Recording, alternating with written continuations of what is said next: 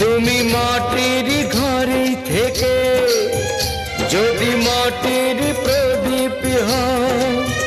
বা ময়ূর মহল জুড়ে যদি ঝাড়বাতি হয়ে রাও।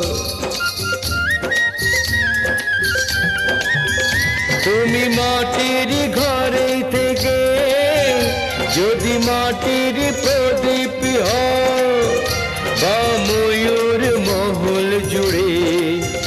যদি ঝাড়বাতি হয়ে রাও,